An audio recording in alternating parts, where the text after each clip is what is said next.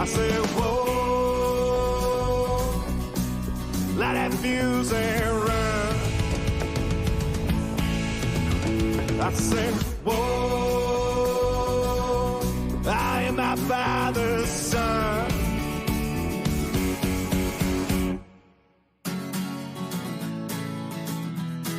Light that fuse and run. Whoa, light that fuse and run. Went off to college, but college done up me.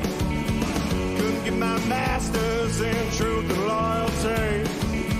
Bang out the buzzword, teaching that blind man to sing. You might get the best of him, but you'll never fool me. Now, sweet talk to beanstalk, tell Jack to go and fetch your bang. Try that and upstate board's a different kind of scene. Went off to college, but college done up me. Couldn't get my master's in truth and loyalty. I said, whoa, light that fuse and run. I say, whoa, I am my father's son.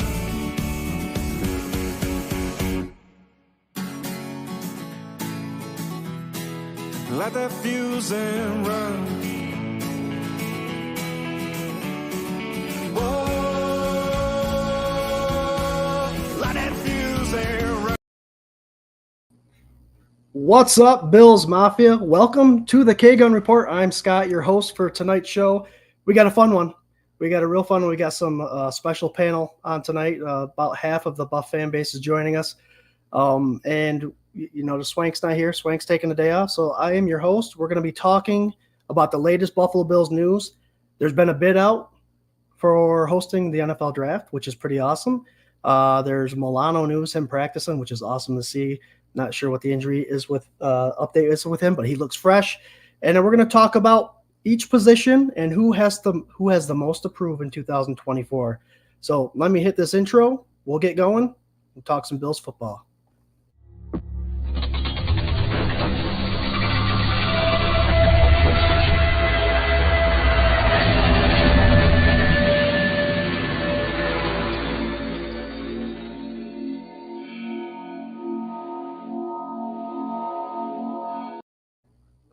What's up, Bills Mafia? I'm Scott, your host of the K-Gun Report today. Welcome. We are we'll get this out of the way. We are part of the Buff Fan Base Network. You see, we got a couple guys on the panel that are part of them as well, and we're sponsored by 26 Shirts. I'm going to tell you, after this show, if you already have not joined, join up the Buff Fan Base. They're close to 175,000 on their page, on their X, and they're also in other social media platforms. And 26 Shirts, guys. They do wonderful things over there. Del Reed is doing amazing things with helping bring money and charity to the Western New York families and raising a lot of money. So hit them up, buy some merchandise. Swank will tell you all the time, you're adding to your collection and you're helping a Western New York family, and that's a win-win situation. I can tell you right now, the current shirt that they have out is a limited edition, iconic. It's going out for next 2 weeks to benefit Sarah Bolt and her it's presented by West Her. Sarah Bolt is to raise money for her college for her kids. So hit them up. 2 weeks to go. Bada bing, bada boom. You see here, we got a nice little panel here. I got a guest, two of them. RT's not here right now. And then Jarrod, obviously, co-host of the K-Gun Report. But let's start off with a guy to my, what is it, left or right? Here we go, left. Creative director of the Buff fan base, the general himself, Justus General. He's part of many live streams on the fan base network, and you'll recognize them if you join up and follow them up. Justus, welcome to the K-Gun Report. Let him have it. Hey guys, what's going on? Thank you for having me. Too bad Swank isn't here, but it's good to be kicking it with you guys, and we see Ryan is back in the building as well. There you go. Yeah. Here he comes. You got cut out. I got cut out. Many of you know him. Captivating, hypnotic, mesmerizing voice. He's a host of the Thomas Take Sports podcast. He's coming in. He's the host of the Thomas Take Sports podcast, co-host of Sunday Sessions, guys. Both shows part of the Buff Fan Base Network. There he is, RT, our friend, supporter of the show, Ryan Thomas. What's up, Ryan? What is going on, guys? It is and he's great. got a smirk on his face, which tells me he is frozen. Frozen? And No. we'll go down my bottom left here in the corner, wearing all red. Looks like a McCoy jersey, Jarrod. Nice jersey. Got the red background. Very cool. My brother from the same mother. He's a co-host of the K-Gun Report. He's also a content creator at 24/7 Buff Pandemonium, Finger Lakes Mafias, all their platforms. My brother, my best friend, Jarrod. What's up, Jarrod? You're muted. Go ahead.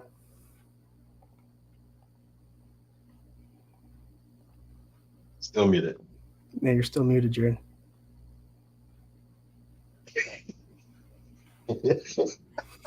Yeah, good old. All right, well, that's how that works. Good old StreamYard. It looks so funny when he's just like talking and nothing's coming through. I know, right? Hilarious. All right, Jarrod, come back in if you have to. So we're going to talk about some real quick things, guys. You see the panel here. You are also all part of the panel. The K-Gun Report, we're a fan first perspective. So if you guys leave your comments, we'll try to get them on here. Like I said, we're talking about who has the most to prove. Who has the most to prove in 2024? And so when we go by position, throw them out there. Tell us what you think. Some stuff to take care of first. I was going to do the trivia night with Jarrod, but we're going to wait on that. 2028, guys, the Buffalo Bills, Justus, I'll throw this to you because you seem to be the only one that's working right now. They put in a bid. They put in a bid to host the NFL draft. Obviously, we know it brings a lot of money and a lot of stuff to the area. What's this mean as a Bills Mafia member, knowing that we're going to have all this surrounding Buffalo in 4 years from now? I think it'd be pretty cool. I think it would be an opportunity for Buffalo to kind of show the world a little bit of a glimpse of what, we can do and what we have to offer. You don't see too many events, in Buffalo, especially something that has like national attention. So like the draft does, Indianapolis has it a lot, and they always look great doing it. So I think it'd be pretty cool for the Bills to have it in their new stadium. Have everybody from around the country come to Buffalo, and it's going to be, in April, so it's going to be warm, good food, be great business for, everybody in the Orchard Park area, probably downtown as well. I think it'd be pretty cool. It'd be pretty cool. Now, I'm not from around there, Justus, but I have visited quite a bit in college, staying up till 4 a.m. doing stuff we shouldn't mention. And obviously a lot of Bills games. I know what the area looks like around Orchard Park. Would it be held at the stadium, do they know? Or would it be held like at a venue that's near the stadium, like a domed area? You know what I mean? It would really be either at the stadium or the field house, I guess, maybe, but I would imagine it'd be at the stadium. Very, very cool. You might as well show it off, right? That new. Yeah. All right, RT, give us a holler, see if we can hear you. What's up, boys? Can you hear me? No, we can hear you loud and clear. Very good. Good stuff. Okay. Great to be here. It's been too long since I've chatted with you boys, so it's always a pleasure. We were talking about the possibility of the draft being in Buffalo, were we not? Oh yeah. I'm pretty pumped up about that. That's something that I've wanted ever since they've held it at other cities. Detroit had it. We've seen it in Philadelphia, which that was a really cool setup right outside the art museum. It's kind of closing my eyes, picturing it at the new stadium, a little bit of the field house, a little bit of downtown Buffalo too. Get that rocking, get those local businesses booming prior to that draft night on Thursday night. What would it be? 2028? They're assuming. So I'm all for it. It's about the time we should probably start considering drafting a quarterback, right? To come through the process. Shut your mouth. Whoa. Maybe a cornerback, but not a corner. Yeah. I'm talking learn under the Josh Allen ways for the next 5-10 years and then go from there, right? Like the Falcons. Yeah. Jarrod, what does bringing the draft, if they do bring it to Buffalo, what does that mean to the fans in the Buffalo area, do you think? A lot more will show up there, that's for sure, than to have to travel out. But I'm also thinking about that half-covered stadium. They might even hold it in there. We'll see what happens, but it's going to be exciting. Picking 32nd in the first draft you ever host will be a good experience. I like it. I like it. The Bills Mafia is pretty active in the comments today. Patrick Hughes says, "What's up, Mafia? You all ready to rock and roll?" Corey Blaine says, "Ready for another great show." There you go. If y'all don't know what the R's are all about, go watch the draft show that we did 5 hours. There's an inside joke that goes along with that. Let's see here. Buffalo Spartan. This is Sparta. What up, boys? I'm on time again. Mafia, mount up. You're right. There you Alberto Rivera says, "Hey, everyone." go. Hey. Robert Burdett. Go Bills. This is a new name. Mahoman00. What up, gentlemen? Coming to us from the YouTubes. There you go. Cool. And here, this is a question that I wanted to talk about. Glad Milano's practicing, even though limited. RT, I'm going to start off with you on this one. Matt Milano suffered a pretty gruesome injury.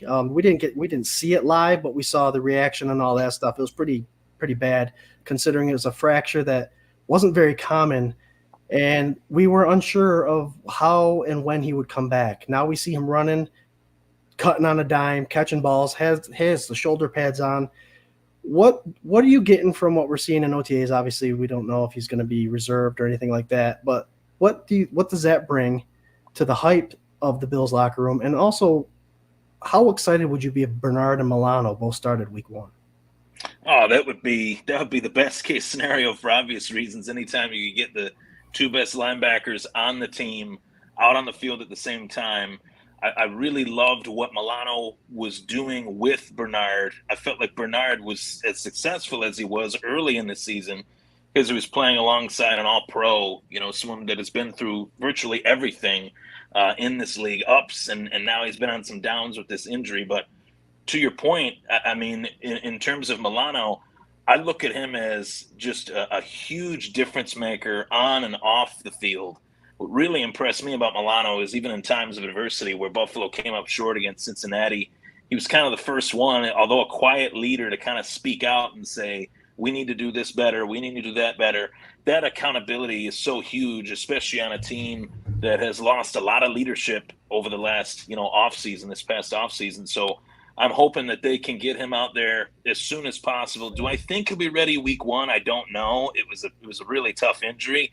But I'm encouraged by the fact that he is out there in OTAs and that he is taking part in this capacity to start, hoping that they can, ramp him up and get him ready for week 1 or at least week 3 or 4 potentially if he's not going to be ready week 1. The Bills are a better team with Matt Milano on the field, and the men love him. The ladies love him. He's Matt Milano, right? So we need to see him out on that field for our Buffalo Bills. There you go. And Jarrod, this question's for you. Matt Milano and Bernard. Obviously, Milano's the outside linebacker or the off linebacker, off ball, and Bernard played more of the middle linebacker, obviously replacing Edmonds, and did a hell of a job last year. A lot of us going into the training camp, end of the season, had no idea what that would look like, and here we are with a guy that probably was snubbed in all-pro voting. Yeah. How do you think, being a linebacker, Jarrod, yourself, how these two guys flying to the ball were kind of making up for what the other linebacker was lacking because they obviously didn't have depth? How are they going to adjust because they both fly to the ball? Is this going to take some time in training camp or preseason? Are we going to see a lot of them playing in the preseason to try to figure this out? Yeah, they can both fly the ball as long as they're taking their gap responsibilities. So it doesn't matter if they're filling the back gap or the front gap. So them both flying the ball just be beneficial.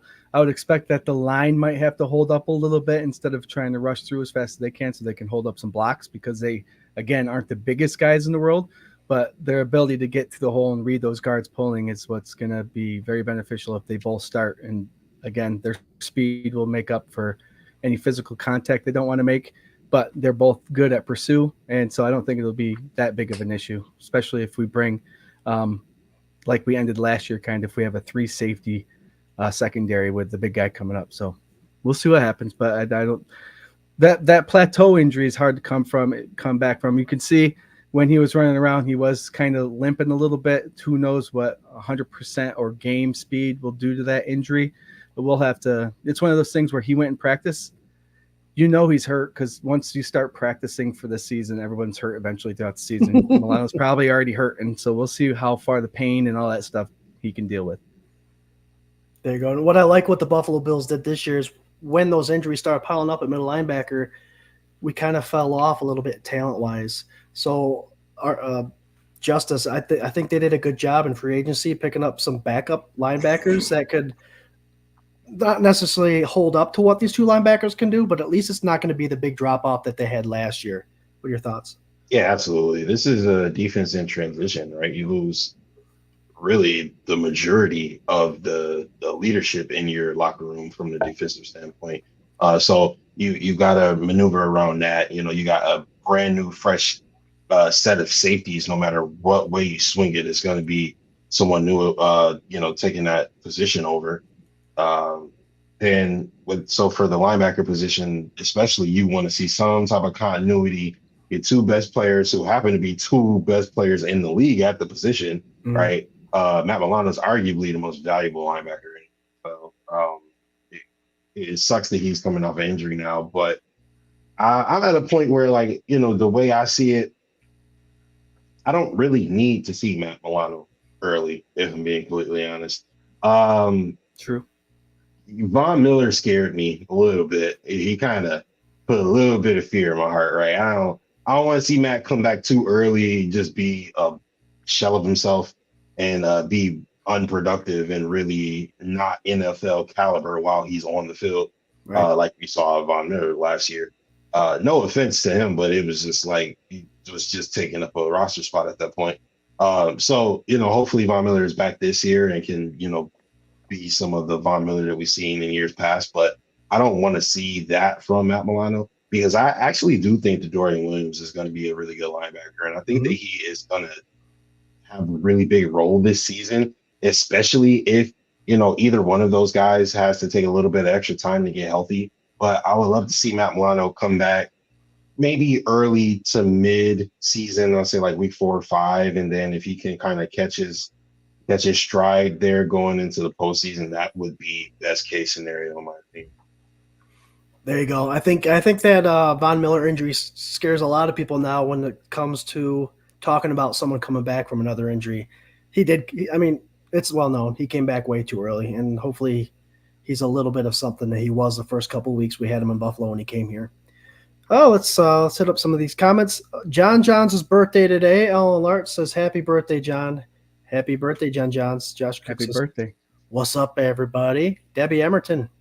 Welcome, Debbie. Hey, Mafia. Go Bills. I love this show. How's it going? Says Ern Joms. Ramos. Welcome. I said Ern. M. I apologize.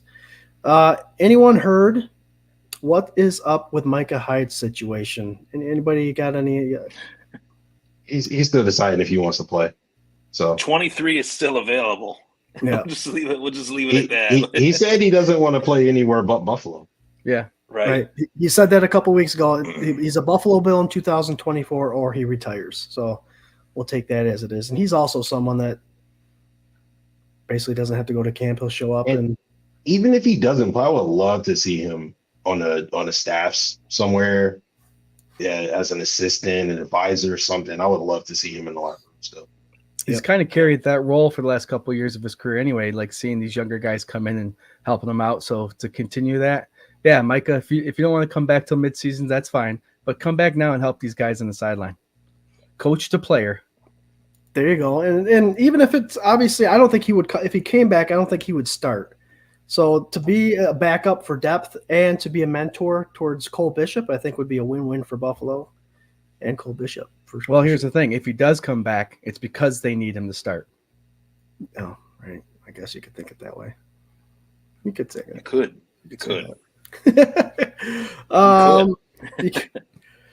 Debbie Emerton's asking, who is our guest? I missed the show introductions. Debbie, to my left is Justus General.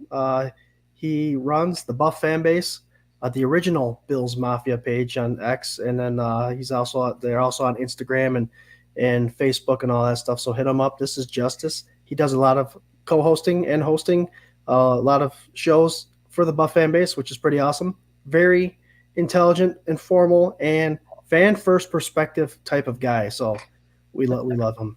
I appreciate that. Ryan Thomas is to my left, bottom left. He's the host of the Thomas Take Sports podcast, co-host of Sunday Sessions.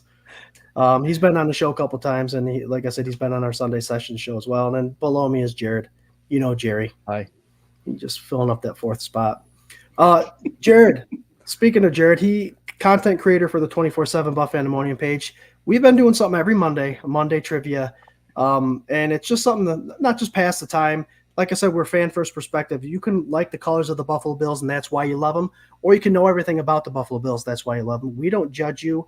As long as you're rooting for that red, white, and blue, we are on your side. But we like to give a little bit of knowledge of, like, did you know, who you know, kind of information throughout the lull time of the season. So, Jarrod, go ahead and fire away the answer to this Monday's question. You got that? Yeah, ready? There's 2 clues. I'm the only member of the NFL's 2000s all-decade team to never play in a playoff game.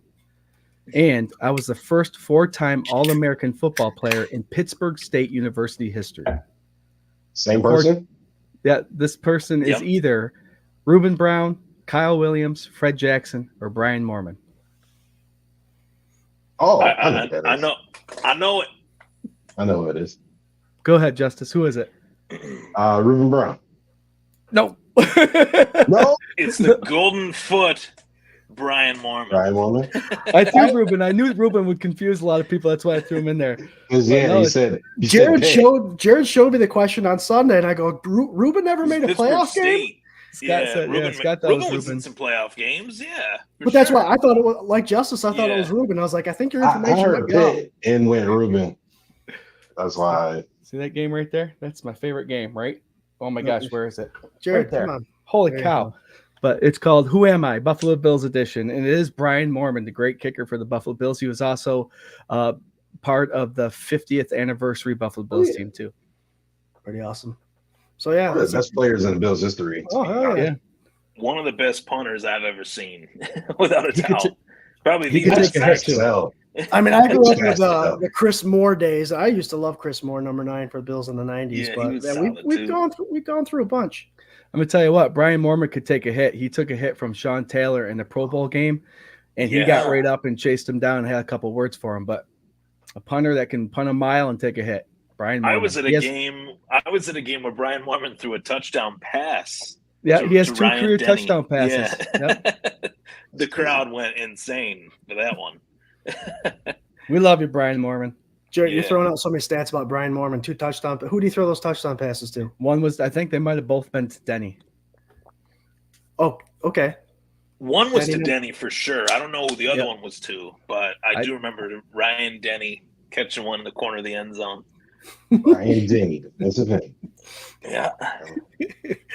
All right. Patrick Hughes says Brian is also a super cool dude, very much like Don Beebe. Sweet. Don Beebe we had as a guest last week. Awesome guest, and he'll be on again for sure.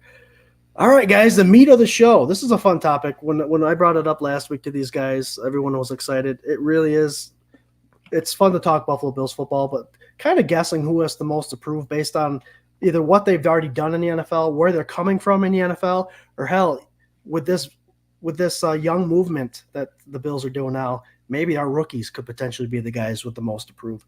So we're going to run down through the offense quick. We'll get a take from our panel here of who they think each position has the most to prove this year in 2024. But I also want to see you guys setting up these comments. You guys are kicking butt already. We're already almost at 600 viewers. Keep kicking butt. Lull time of the season. This is our therapy. Let's get it. Quarterback room.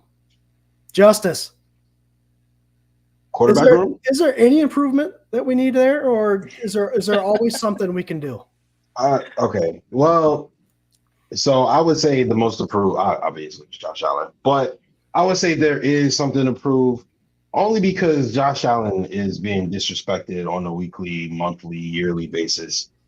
Josh Allen is the greatest talent that the quarterback position has ever seen.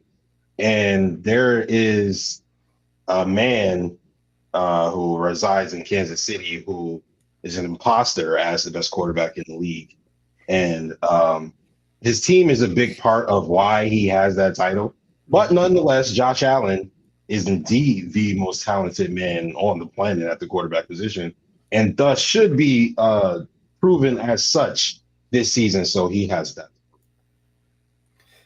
All right, guys, I could go around the rest of the room, but do we waste our time with the quarterback and how much he's got to improve, or do you guys one thing I heard from today is that he is working on some techniques. Last year he played a lot of the season injured, so he threw off a little bit of his technique throwing and stuff. So he's trying to get all that back to the way he used to throw the ball. So he's trying to improve himself. We know day in and day out these athletes are always trying to be better each day. And Allen's doing it on his techniques and the way he delivers the ball. So we know he's doing it. He just got to cut down those interceptions, I think, and still play the way he plays. Because God, man, we love him. He's got more touchdowns than interception. The turnover to touchdown to turnover ratio is the top in the league. I would love to hear the Thomas take on this, Jarrod. Speaking about the interceptions, were those interceptions you think were they a forced interception, say to a wide receiver that they were trying to get to the ball to? Or is this something that Josh really needs to work on and he'll be better in 2024? Shoot, did you say Jarrod there, or did you said me and then you said Jarrod? So RC, okay. So I think honestly, I've seen so many graphics to Justus's point saying, "Oh, Josh Allen turns the ball over more than any other quarterback." He's also the quarterback with the most total touchdowns the last 4 years combined. So you take the last 4 years by a lot, by a country mile. So that's why, the real life stats correlate to like the fantasy stats in that regard. He's been far and away the best fantasy quarterback the last 4 years as well. So throwing that out there, Josh Allen, the only thing that I think Josh Allen has to prove is to himself, because he's always one of those players that wants to raise the bar, wants to get better, wants to lead better, wants to do things better. That's just the type of character that he has that was instilled in him, I think, from, his parents. That's pretty well documented, right? But when you look at, tweets and, the average Joes on X and Facebook and stuff, everybody's entitled to their opinion, but you'd almost think that Josh Allen was never successful prior to the Bills trading for Stephon Diggs with some of these tweets that I've been reading about how Allen's going to be lost without Stephon Diggs, when Allen led the team to the playoffs with John Brown and Cole Beasley as his wide receivers. So there's a lot to dive into there. For the sake of time, I'll just say this. Since he came into the league, he's put the Buffalo Bills offensively on his back. And a lot of players have reaped the reward of that, Stephon Diggs included. Yes, it's a team game. Both guys benefited from one another. It's fair to say that in a team sport, but no quarterback has been as polarizing, for better or in some people's opinion for worse, than Josh Allen. And without a shadow of a doubt, if he wasn't the MVP in the league last year, he definitely will be this year. There you go. I love it. We got some takes from the Bills Mafia here. From Debbie Emerton, I'm curious as to what new dynamics will produce on the offense. There's always room to improve, and I'm sure JA17 is motivated enough to strive for perfection. My take on this was going to mention Josh Allen and his perfection. The thing I thought he needed to improve on is something that he did improve on as the season wore on, with spreading the ball around. We saw Shakir's numbers at the end of the season, and we saw Kincaid getting quite a bit of targets, and Josh actually going through progressions a lot more than he had in the past. So I believe that that's one of the things he needed to improve on, and he already had started it. M. Johns Ramos says Josh has to practice his track and field skills, sharpen his hurdling. Love it. Practice sliding. Yeah, practice the sliding. Baseball. Get the baseball. Right? Forget track and field. Let's go baseball. All right, guys, let's transition to the running back room, a room that Jarrod's wearing McCoy jerseys. I told the guys to wear their jerseys today. We got 3 quarterbacks and a running back, so that's why I'm starting with Jarrod with a running back. James Cook obviously proved to be a top 5 running back last year. Ty Johnson is a skill that the Buffalo Bills brought back because of the stuff he was offering in with his opportunities, and obviously they drafted a stud bowling ball in Ray Davis and the surprise guy, Frank Gore Jr., who might surprise a lot of people. Jarrod, who's got the most to prove in this running back room, if at all? Yeah, you mentioned rookies before. I want to stay away from rookies, but I think that James Cook still has to prove something this year. From year 1 to year 2, he pretty much doubled his stat line. His increase in receiving from year 1 to year 2 was excellent, and he needs to continue that. With the wide receiver room the way it looks, James Cook is going to have to prove his value coming out of the backfield and catching those balls, especially if it's not as good as we hope it's going to be. So James Cook, again, had great numbers, 1,122 rushing yards. He only had 2 touchdowns. I'd like to see him finish more of that with the run game, but he had close to 45 receptions with, I think, 4 touchdown catches. So improve the game there a little bit, end those big runs with touchdowns. But this is year 3. This is getting close to a contract year for him. So if he continues to get better and better and better, it's going to be a wonderful thing. So I know he's been improving year to year, but I think he's got a lot of pressure on this year to continue what he's been doing. Right, I agree. He had a couple drops last year, a couple big drops. So, and the Bills drafted him knowing that he came from Georgia, caught the ball a lot out of the backfield. So, yeah, being able to participate in that a little more definitely would be an improvement for him. RT, the running back room. Well, Jarrod said that he's not leaning into rookies. I'm going to hurdle into the rookies with this one, just like Josh Allen hurdles into defenders. I'm going to dive into these rookies. So I was ecstatic with the Bills draft. I want to say that first and foremost, but one of the reasons why I was because of Ray Davis. I think he's one of the best sleeper picks that any team picked, especially where they got him. With the production that he had in college at Kentucky, he led the team in touchdowns, total touchdowns, with 17.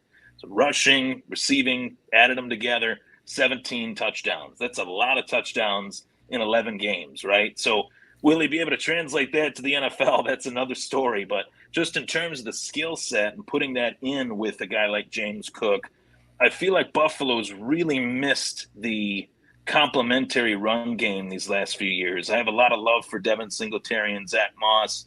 Just wasn't really a polar, a dynamic tandem, a dynamic duo, I should say, that I think James Cook and Ray Davis could actually be. Then you throw in the fact that you have a hungry dog of a running back that has a big chip on his shoulder to prove that he's even, a quarter as good as his old man and Frank Gore Jr. That adds just another competitive body to the mix at the position that I think is really going to open some eyes come training camp and preseason time. So I'm excited for Ray Davis. I got my eye on him for dynasty leagues. I hope my buddies aren't watching this. I'm sure they are, but they know that I love Ray Davis. And I love Frank Gore Jr. too. I'm really excited come training camp time to see what those guys bring to the table. There you go. Not a lot of meat left on the bone for you, Justus. What do you got for the most to prove? I'm glad that they went the way that they went because my answer was actually Ty Johnson. I feel like as far as James Cook, the only thing he really has to prove is that he can hold on to the ball. If he doesn't have any drops or fumbles this year, he's an all-pro, if we're being completely honest. I feel like with the way the scheme is working, they're going to try to make James Cook and both Ray Davis and James Cook like pseudo Le'Veon Bells, where they're like, out of the backfield, patience, and then also, catching the ball out of the backfield as well, can even move into the slot a little bit or whatever the case may be. But I do think it's Ty Johnson because I feel like a lot of people are writing him off. I feel like Ty Johnson last year made the most out of every opportunity he got, and he looked damn good doing it. I remember the first game he came in, and I was like, who the hell is this? But he came in just guns blazing, touchdowns, and he looked really, really good in every subsequent game I've seen after that. He looked really, really good as well. And then they were kind of trying to force Leonard Fournette a little bit. So they took snaps away from Ty Johnson, and they even couldn't justify doing that. They had to give the snaps right back to Ty Johnson just because he was just too damn good. So I would like to see him come out, make a statement, and, take some snaps in his rotation, man. They're up for grabs right now. James Cook, he wants to keep fumbling and dropping the football, and you go out there, show that you can be consistent, and you could get an even bigger role in this offense. Yeah, we know when you make a mistake, McDermott likes to bench you for a little bit, so be ready. Except Tyler Bass, for some reason, he gets passes. Bass getting the pass, right? Yeah. He needs to be passed, all right. That's a whole nother show, Justice. I agree with y'all. I think I love the Ray Davis pickup. I think as a rookie, he does have the most to prove because he's going to be brought in for a specific thing. It's not going to be the shining, flashy wide receiver out of the backfield, even though he can do it. He's a spark plug. He's going to be asked, I believe, to do the 3rd and short. I think the 4th and 1 is still going to be Josh Allen because that's what he do. But I think Ray Davis is going to be asked to do specific things, and he's got to prove that he can do that. I mean, he's going to be on the rookie contract, but he's going to have to prove that he can do that. I like that. Good get, guys. I'm going to pile in together the receiving crew, the wide receiver group and tight end group. The only reason I do that is because our tight end group is pretty consistent, really consistent, actually. So I'll start with you, Justice, with the most to prove for the people catching the ball. There's a lot of meat on this bone. I think there's veterans coming in, there's rookies coming in, and there's a guy that is now being handed the reins potentially to see what he can do with it. Who do you think has the most to prove? Well, the most to prove to me is Dalton Kincaid because he is our pseudo wide receiver number 1 at this point. Keon Coleman, he has a chance to come in and do some great things, but he's probably going to get a little bit of time to figure out the offense, figure out his spot, his place in the NFL, how people are defending him, so on and so forth. I feel like Dalton Kincaid comes in, you command the middle of the field. You're immediately Josh Allen's favorite target. You know him. You played with him last year. You got an off season with him, with being probably his favorite target in camp and everything else like that. You're perfecting the scramble drill. You know this stuff is coming, so you just get comfortable with it now. Get a step up on the situation now, and be able to go out there and look like a Patrick Mahomes and Travis Kelce, tight end quarterback duo like that. I hope neither of you guys are going to say this guy, but my sleeper pick is Chase Claypool because I really do think Chase Claypool is going to be. I think he's going to make the roster and do significant damage. Dang, I agree 100% with you, but I'll give you my take when it's all said and done. Jarrod, most to prove. What our catching guys? Who you got? Yeah, I know you're going with Chase Claypool, so I'll leave that alone. But I 100% agree with you, Justice. I think he's going to do magical things with this rebirth of his career. Shakir is one of those guys. Khalil Shakir, I think he's got a lot to prove. He was blowing up the second half of the season and even into the playoffs. I think he got in 2 games, 13 targets, 10 catches, and 2 touchdowns. But he was able to get open and be that little security blanket for Josh Allen.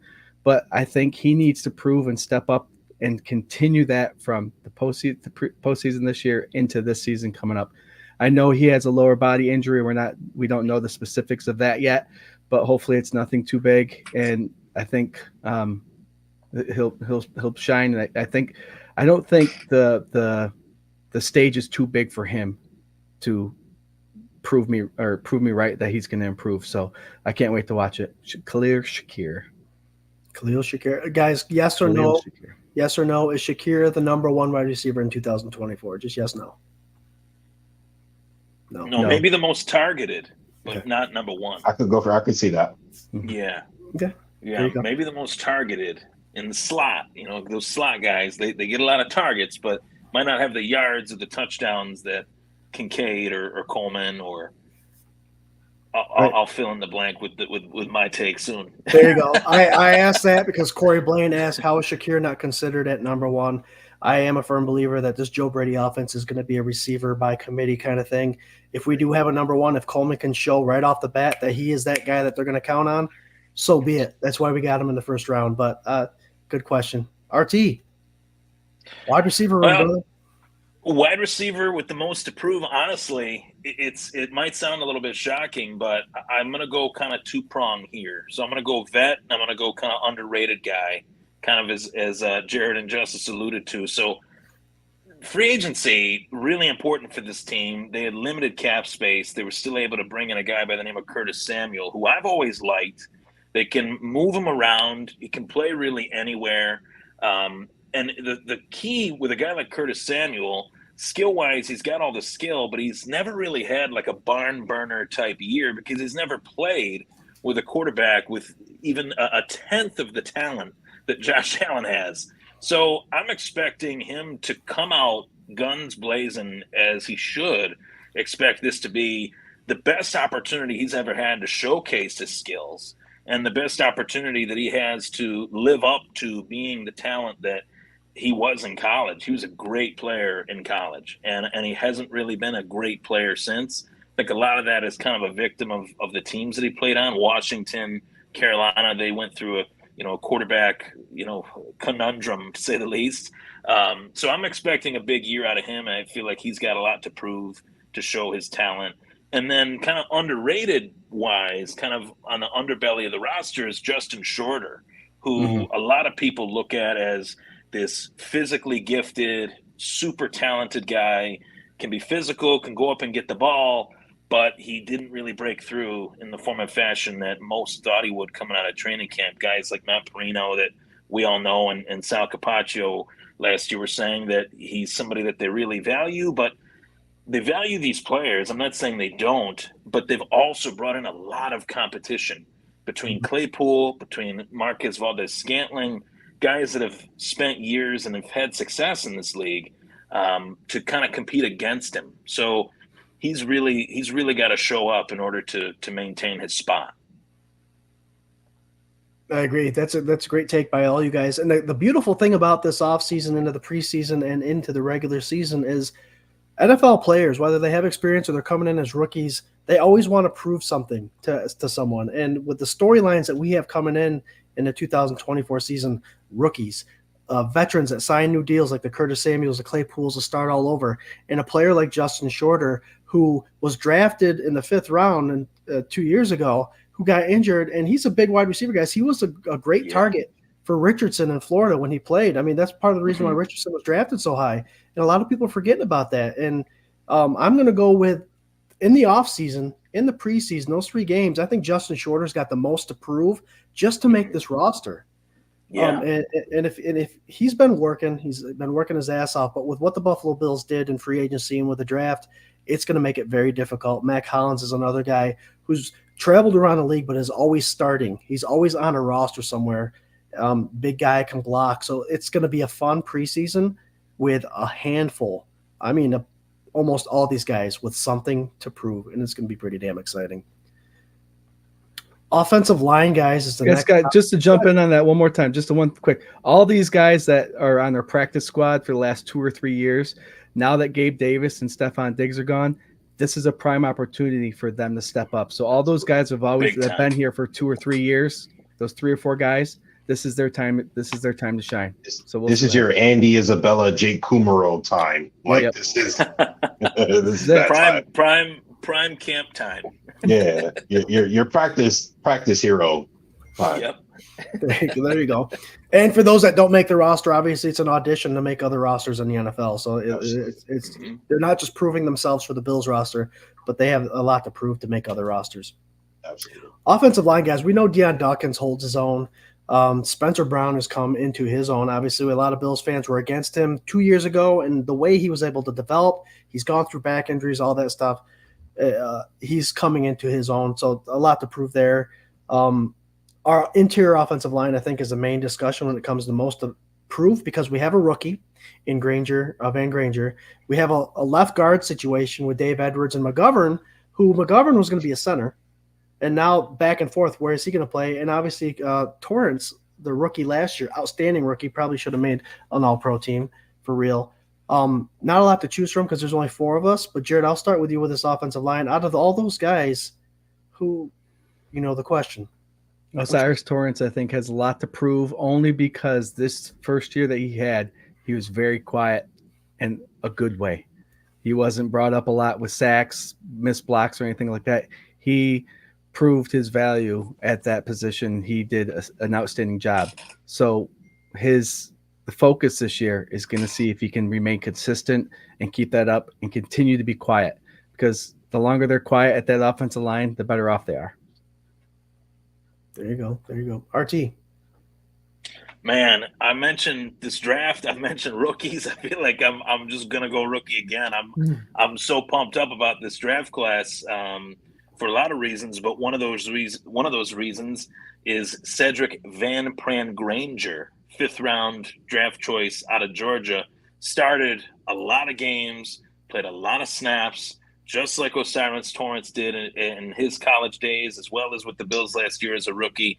There's no doubt about it that when the pads come on, when you see a guy like him move, he moves like an NFL guard. He moves like a pulling kind of, remember Richie Incognito, who would open that running lane for LaShawn McCoy? Mm-hmm. I think James Cook or whoever is the running back, if in fact Cook is sitting on the bench getting some Gatorade or whatnot, they're going to be really happy if Cedric Van Pran-Granger is opening up a running lane as well. He can pass block. There's not many things this guy can't do.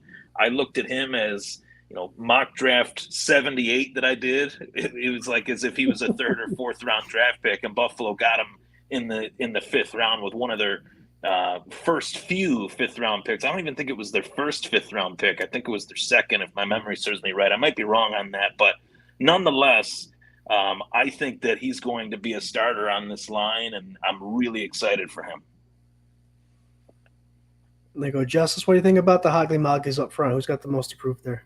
Yeah, so Ryan stole my answer. So I'm going to give stole mine with Claypool, so we're even. All right, fair enough. So I genuinely believe this, though. It's going to be cheesy, but I genuinely believe this. I think that if Cedric Van Pran can hold down the center position, you can keep McGovern at left guard, I feel like you open up a possibility for offensive line continuity that is able to be one of the best offensive lines for years to come, right?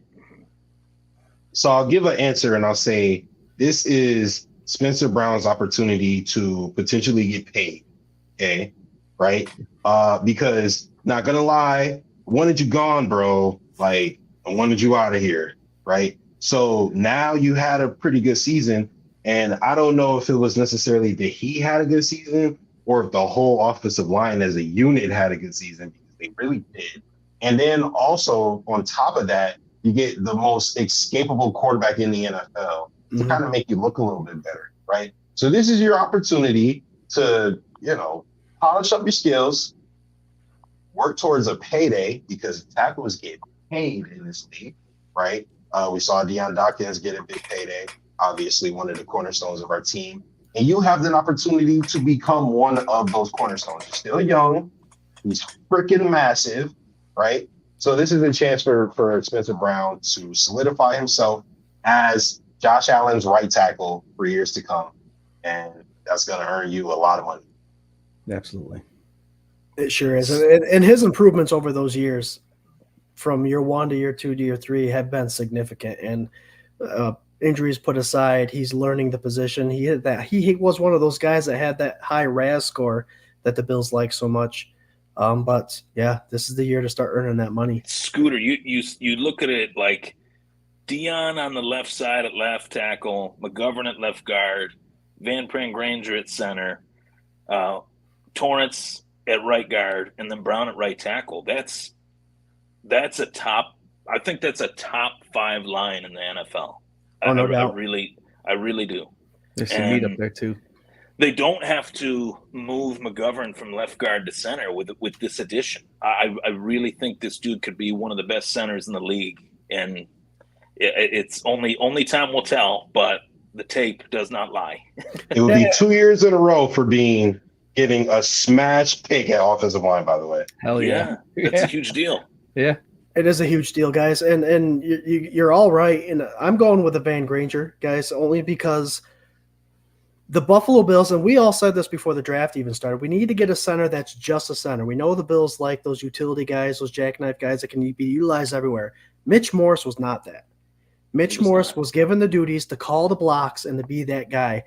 Granger is that guy that they're calling him to do that. And I'm telling you, he's starting week 1. If he could pick up on everything, I think it's just whether or not how fast he can pick up on everything. If he can understand the playbook, understand the calls and the reads, which he should be able to, because he was a 3-year starter, I believe, at Georgia. 4-year even, maybe. I don't know. I think it might have been 4. Yeah, I think it was 4. He played center the whole time, so he knows the calls. He knows the defenses. And playing in the SEC, I mean, damn, you play against some pretty tough defenses there. So to give this guy the opportunity to take over for Mitch Morse, a guy that you know is just going to be the center, that's it. I see him doing week 1, and that's and that this guy, if they can stay healthy, you're right, guys. This will be a continuity type line that could be top 5 in the NFL for sure. I like that. With 2 of them on rookie deals. Yeah, 2 of them are rookie deals. Yep. Torrance has got 3 or 4 more years left. I think he's a 4-year deal because he was in the second round, right? McGovern restructured his deal too. He took less money, which was huge for So them this year and next. So we have those guys both for at least 3 more years. Those 2 young guys. And Spencer Brown, even if he does have a good season, he'll still be rather cheap this coming up. Oh yeah. All right, guys, we're on to the defense, but first I am not going to avoid talking about our wonderful network we belong to, the Buff Fan Base Network. We're part of that. We've been a part of that for almost 2 years now. It's a lovely relationship. I know the Tom's Take Sports podcast is on there. He's part of the family as well. Justus, we couldn't be happier being a part of it. Thank you for letting us join this Buff Fan Base, and having a good old time. So that's the network we belong to there, Bills Mafia, and we are sponsored by none other than 26 Shirts. Del Reed and the gang got a great thing going on. After the show, go to 26shirts.com and donate. They do a charity every week. It goes to a Western New York family in need. It's a win-win. Not only are you helping someone out, but you're also adding to your Buffalo Bills merch, your attire, and they're pretty damn creative over there. If you go to their website, they hit on everything, and they're kicking ass. Almost at $2 million. So thank you, Buff Fan Base, and thank you, 26 Shirts. Guys, defense. I mean, we got defense. We're going to go interior defensive line, edge, linebackers, and then defensive backfield. So we'll cluster a little bit of the thing. We got about 10 minutes left, so we'll do what we can with it. Let's start with interior defensive line. We've got some veterans. We've got a guy that is coming up in the ranks, and we got some rookies. RT, I'll start you off with this. Our big hog mollies on the defensive side of the ball. Who do you got, my friend? How could I not answer this with the guy that I've referred to as the worst contract that the Buffalo Bills have given in quite some time, and Von Miller? He's got to show more than what he showed last year. I mean, I could honestly give flowers to Greg Rousseau, give flowers to AJ Epinesa. That, to me, would be too easy because those guys were just so good last year, and they are evolving, and they're evolving quick. And when those guys get to the next level, I thought Ed Oliver was great, but I'm going to zero in on Von Miller for this one. I truly believe that he has to show something, that this has been a disaster. Last year was terrible. There's no sugarcoating it. We know why, right? Justus talked about it at the beginning of the show. The injury was devastating, but at the same time, we need production, right? And there's games where you started to see Von start to find his footing and find his speed, but then it was like he could not get to that second gear. And that second gear is what made him an all-pro in Denver and an all-pro in LA with the Rams. If he can get that second gear back with the ascension of the guys I mentioned, this defensive line could be great. But Von Miller has a lot to prove in 2024, and which could be the final year of his career, by the way, or at least in Buffalo. Mm-hmm. I hear you. You're right. There's a lot of wiggle room with his contract, so who knows what happens? Who knows? And he's already taken a pay cut, so we'll see what happens with Von Miller. Justus, what you got? For me, it's going to be Greg Rousseau. Greg Rousseau, our first round pick, excuse me. He is a very, very promising talent. I don't remember what his RAS score was, but I know it was crazy. It had to be extremely high because the boy's a freak athlete. He's a freak in nature. He's humongous. He's got long arms. He's got speed. He's got strength. He's got all of it. But he doesn't have a double-digit sack season. And that's becoming a problem. I'm not saying that you have to be TJ Watt or Michael Parsons to get ready to get 22 and a half sacks or anything like that. But that would be nice, if we could get anything close to that. Like, if he could become one of the better pass rushers in the league, give us a 12, 16 sack season, that'd be nice. So I feel like it's getting to that time where it's time for Greg Rousseau to kind of start taking the next step. So I want to say Greg Rousseau. There you go. I think there's a lot of defensive ends that we feel the Bills have drafted high that we wish would get that double-digit sack finally. Jarrod, what's your take? Yeah, we saw Leonard Floyd come in last year and really push that double digits until he kind of fell off a little bit at the end of the season. But that's why I have Epinesa and Rousseau on the same list for me. they've progressed over their careers, but now this year, both of them or one of them has to really take off. And so they have a lot to prove this year to separate themselves from the pack. But I'm going to go, my focus is going to be on Mr. Ed Oliver. Can he prove to be worth the pay for a second year in a row? We were excited after he got paid. Well, we were questioning his pay last year, and then he showed up and delivered. Do it again. He's got to prove it, this time with a better, hopefully, linebacker core behind him and some young guys around him. So Ed Oliver lead the way. Daquan Jones, we don't know how much longer or much gas he has in the tank. So he's got to prove that he could play a little bit more of the percentage of plays on the line, but he's got to keep up that high level of play, and he's got to prove it year in and year out. And this is only the second year, so let's do it. Dwayne Carter too, because he has a prime opportunity to be one of the guys of the future. He excites me. Yeah. Yep. Yeah, and it's one of those things with the Buffalo Bills making this youth movement. Usually we wouldn't be talking about these rookies as the most approved in 2024 because of the whole draft, develop, and retain. But Jarrod, you mentioned Daquan Jones. Yes, he's aging, but this rotational defensive line is making it so he could still produce. And now that we have Dwayne Carter, I think he's going to be his protege coming up. Daquan's got some training to do.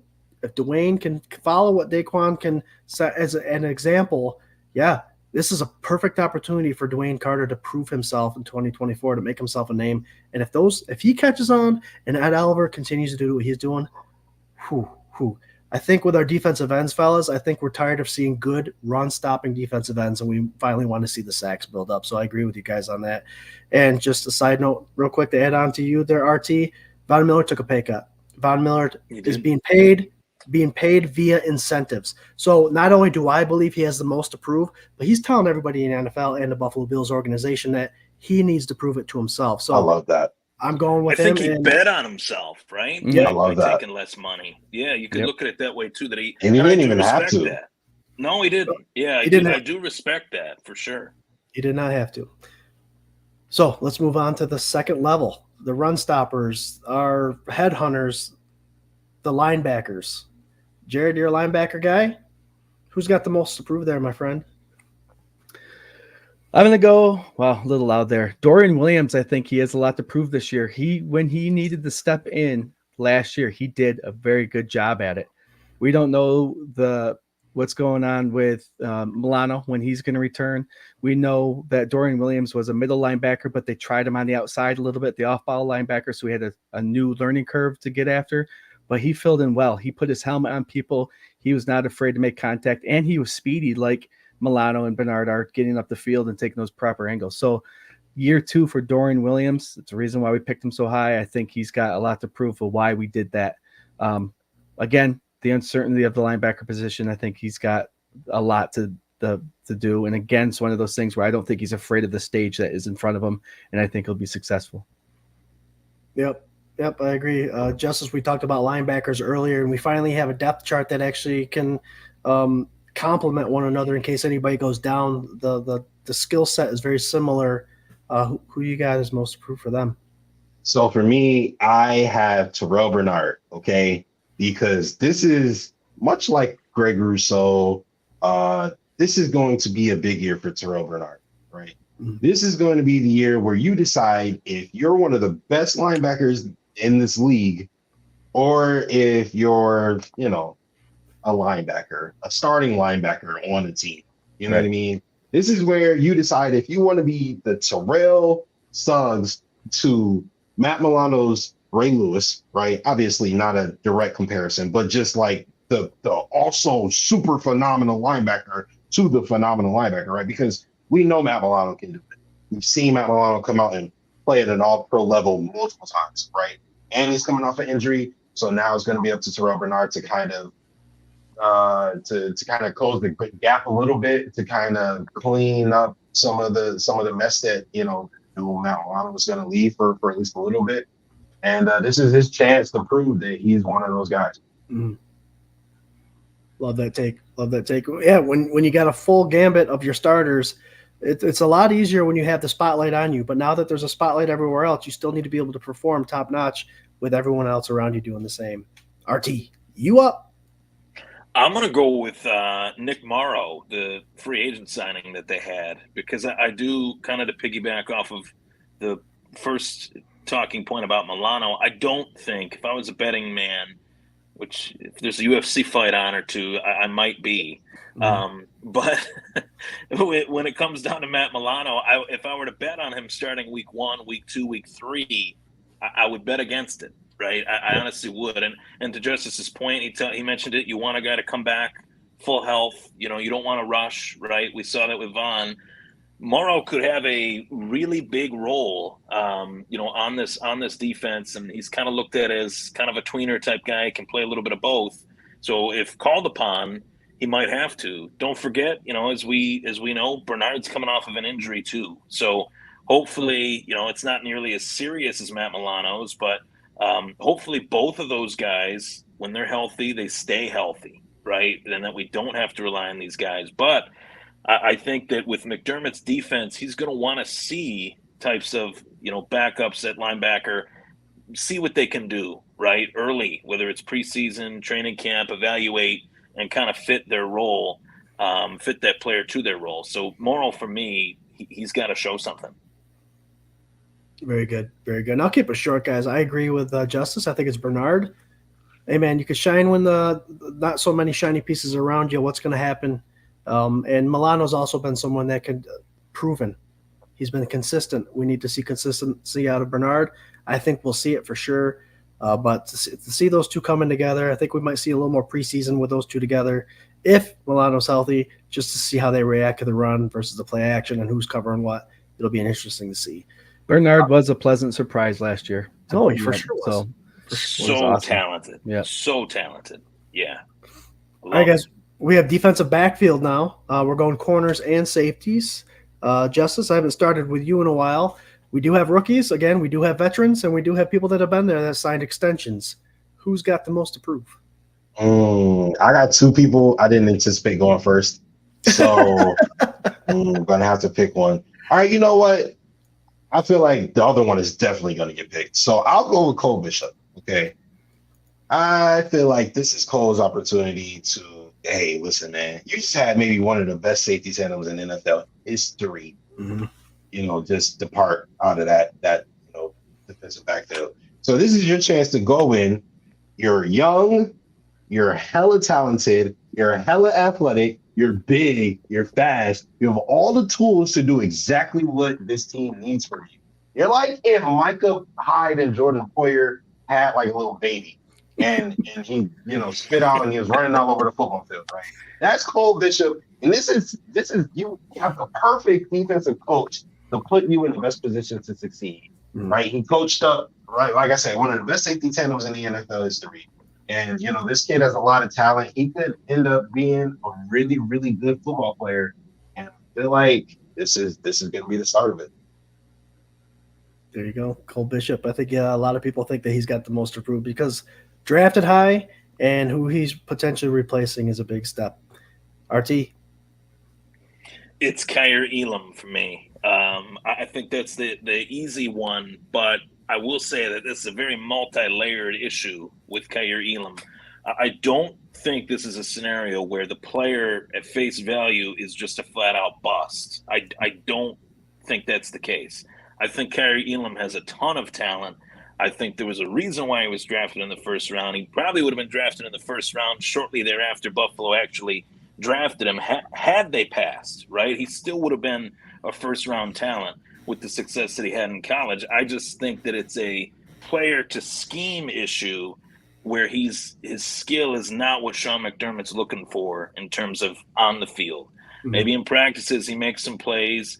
We saw when he did get the limited action that he got, he made a miraculously boneheaded penalty. And then one play later, or two plays later, a miraculous interception. Mm-hmm. I think that's kind of in a nutshell Kyer Elam's career with Buffalo. It's like on one hand he does this, really you don't understand why, and then on another hand you see why this guy was picked in the first round. So I think he's got a huge chip on his shoulder heading into this training camp preseason. Christian Benford has outplayed him really from the jump. So I think Kyer Elam knows he's got to show up. Yep, first round draft pick. You have to do it at some point, and I agree with you. I don't think he's been necessarily a bust. He was a man-to-man guy that was brought into his own system. I think maybe some people pick things up a little slower than others, but I still have hope for him. Jarrod, what's up? Yeah, I'm going the opposite side of Justus with Taylor Rapp. I think he's got a lot to prove this year. He's been under Hyde and Poyer last year. He learned from him. We mentioned how when he did come in, he did lay the hammer down, but he also was at times a little bit too aggressive and over pursued. So I think now he needs to prove that he is going to be one of the leaders back there. He needs to act upon his responsibilities and do it at 100% because there's going to be people watching him, especially rookies right next to him like Bishop. So I think Taylor Rapp has a lot to prove. I think he can do it. I think he just needs to get the mindset right of him being the starter and being in there most of the time and slow it down and check his responsibilities. And I think he can do it. Again, the stage isn't too big for him. And I'll keep saying it.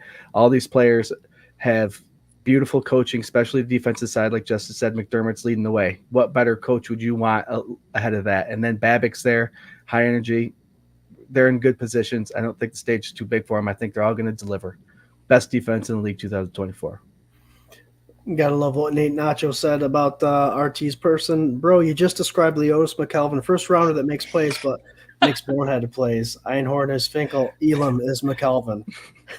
Nate Nacho. That is a great comment. Wait, so nobody picked my other. Can I just give another one real quick? Yeah, go ahead. All right, so my other one was actually my real answer, from being honest, is Teron Johnson. Right? This is Teron Johnson's defense. Yep. Right? Michael Hyde and Jordan Poyer are gone. Right? True. They kind of anointed him last year. This is your defense, so on and so forth. But this is your first year doing it all by yourself. You don't have, the Hall of Famers back there to kind of guide you anymore. You got to take over the defense now. You got to teach a lot of young guys the system. So really, the most approved is Teron Johnson. That's a great point. That's awesome. Like yeah. Playing with standpoint, the C on his jersey standpoint, for the first time without those guys, right?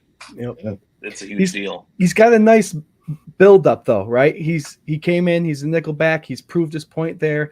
He's the best nickel back in the league. And then all of a sudden Poyer and Hyde are like, you're the guy, and now you're at the next level now. Now you have to prove it to everybody while you're there. You built up to it, now do it and get it and lead this defense. Great take, Justice. I must add, I've heard that he's a big fan of Nickelback. I've heard that. Why does nobody like Nickelback? I like Nickelback. Your guess is as good as mine, Justus. You asked the question. I don't disagree. How many people, when they hear Nickelback, do they automatically know who it is? And then 2, do they change the channel? 90% of people probably finish off the song and then turn the channel and then talk trash about Nickelback. That's no one on this show, damn it. No one on this show. Jarrod, I'm going to finish off by giving my point. I believe in rap as well, but I think it's opposite of you. I think the guy he was a starting safety on a Super Bowl defense for the LA Rams. So he's a guy that came in knowing that potentially he would be a backup, which all starters hate. I don't care who you are in the NFL. If you come in and if you've been playing for a while and you win a Super Bowl, you think you're better than everybody. So he's coming into a situation where he knew he was going to take a backseat, got a lot of playing time. Now the opportunity is his to say, hey, I'm going to prove myself and show you guys why I should have been the starter last year. And I got someone that I got to train too in Bishop. I'm going to bring him along the way. We're going to be the next best safety tandem that Buffalo has to offer. And I believe that Rapp has what it takes. He's got a Super Bowl ring, guys, for starting defense. So I like that Rapp. That's a wrap. Love the comments coming in, guys. You all kicked ass. The Bills Mafia. You guys are amazing as always. We always end the show with our final thoughts.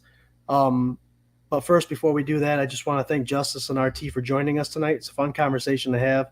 All the speculation stuff leads for good show, but the most approved is a little bit different than that. And we had a great show today. Had a lot of participation, and definitely we'll do it again for sure. Final thoughts. Jarrod, you want to start us off with a final thought since you're looking at your phone? Get your ass off the phone. I love it when these guys join us. We always have a good conversation, and this is a lull time of year, as we keep saying. There's mini camps going on right now, so pay attention to your players.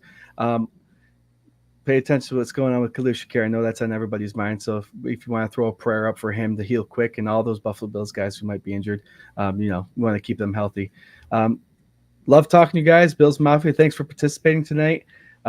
Scott will mention this, but I wanted to mention it too. Next week, we're going to have a 2-time Super Bowl champ on. I'll let Scott introduce who that is, but I can't wait till next week to talk football, more football with all y'all. Go Bills.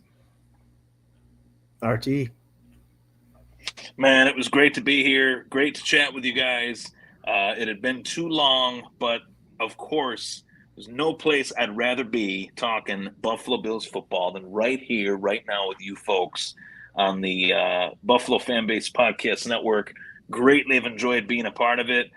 Greatly look forward to being a part of it in the near future and beyond. Right, looking ahead, we got a lot of good things to talk about. We'll be right here covering it all. Training camp, preseason. Buckle up! It's going to be a really fun season, and I'm gonna kind of slide the hat backwards to end the take here. This is the swagger, right? When you put the Ken Griffey Jr. Style hat.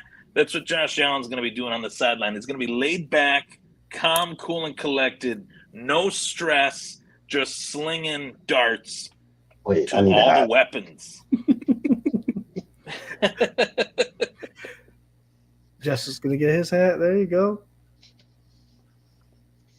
Nice. Look at that. Look at that. Look what I've done. Look at that. That's Sorry. awesome. Justus, give us your final thoughts, man. Oh man, thank you guys for having me. As always, it's a blast. I couldn't thank you guys enough for being a part of the network with us, and it's awesome having you guys. I'm not gonna lie, you guys make my life very easy.